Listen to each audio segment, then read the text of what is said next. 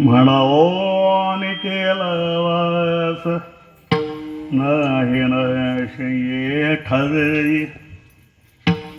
श्रीमंत श्री जगद्गुरु तुकोबराय या अभंगामधून प्रत्येक मनुष्य ज्या गोष्टीसाठी हपापलेला असतो, ज्यासाठी तो दिवस रात्र पळापळ करतो, जे मिळावं प्राप्त व्हावं म्हणून करू नये ते सगळे उद्योगधंदे करत असतो. ती गोष्ट मिळण्याचं ठिकाण पत्ता महाराज या ठिकाणी सांगतात. कोणीही असू द्या, गरीब असू द्या नाही तर श्रीमंत असू द्या, स्त्री असू द्या नाही तर पुरुष असू द्या, या देशातला असू द्या अथवा अन्य देशातला असू द्या, शेती करणारा असू द्या नाहीतर व्यापार करणारा असू द्या, नोकरी करणारा असू द्या नाही तर लोकांची खिसे कापणारा असू द्या, कोणीही असू द्या, माणसं जी आयुष्यामध्ये सारखी पळापळ करतात, धावपळ करतात, नको ते सगळे धंदे करतात, कशासाठी चाललंय हे सगळं? महाराजांना जर विचारलं तर त्याचं उत्तरही ते सांगतील की आयुष्यामध्ये तुमची आमची धडपड फक्त एवढ्याचसाठी चाललेली असते. प्रत्येकाला असं वाटतं ल्यावे खावे बरे,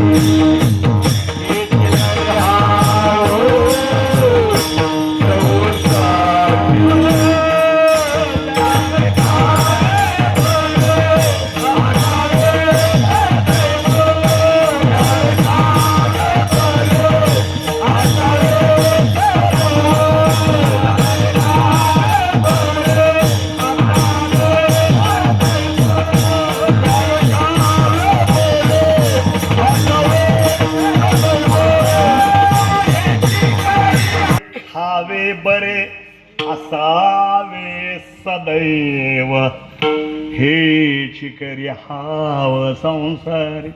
प्रत्येकाला खायला चांगलं पाहिजे, अंगावरती घालायला कपडे चांगले असले पाहिजेत, दागदागिने असले पाहिजेत, राहायला एखादा बंगला असायला हवा, बसायला एखादी गाडी असली पाहिजे, हाताखाली नोकरचाकर असले पाहिजे.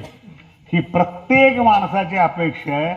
आयुष्यामध्ये जी आपण एवढी धावपळ करतो, नको ते धंदे करतो, ते फक्त एवढ्यासाठी ल्यावे खावे बरे असावे सदैव, हेच करी हाव संसारी. हे सगळं जर एका शब्दात सांगायचं म्हटलं, आयुष्यामध्ये तुमची आमची धडपड फक्त सुखासाठी चाललेली असते. प्रत्येकाला असं वाटतं जीवनामध्ये कोणतं दुःखाचं नसावं, चिंता नसावी, काळजी नसावी, व्यथा नसावी, जीवन कसं अगदी मजेमध्ये चाललंय असं असावं असं प्रत्येकाला वाटतं. माणसं तेवढ्यासाठी धडपडत असतात. पण विचारलं एखाद्याला, आयुष्य गेले तुमची पळापळ करण्यात, धावपळ करण्यात, गोवऱ्या पुढे जाऊन पोचलेले आहेत, आता तरी खरं सांगा, ज्याच्यासाठी तुम्ही एवढी मरमर करत होता, नको ते सगळे धंदे करत होता, त्यातलं किती सुख तुमच्या वाट्याला आलंय? असं जर एखाद्याला विचारलं तर जगात असा एकही माणूस पाहायला मिळणार नाही की जो म्हणेल मला कोणतीच चिंता नाही, कोणतीच काळजी नाही, कोणतंच दुःख नाही, त्या यमानं कधी यावं, माझी जायची तयारी आहे, असं म्हणणारा एकही जण पाहायला मिळणार नाही. किंबहुना सर्वात मोठं दुःख जर माणसाच्या मागे कोणतं जर असेल तर मरणाचं दुःख हे सर्वात मोठं दुःख कोणालाच ते चुकलेलं नाही. धडपड तर आपण सुखासाठी करत असतो आणि आपल्या वाट्याला जे येत असतं ते सगळं दुःखच दुःख असतं. येतात 2 दिवस 4 दिवस आयुष्यात सुखाची येतात, नाही असं नाही. त्या वाळवंटामध्ये ओएसिस असतं असं म्हणतात. म्हणजे सगळं वाळवंटच असतं, बघल तिकडं वाळवंट, पण कुठं तर जरा हिरवळ बघायला मिळते.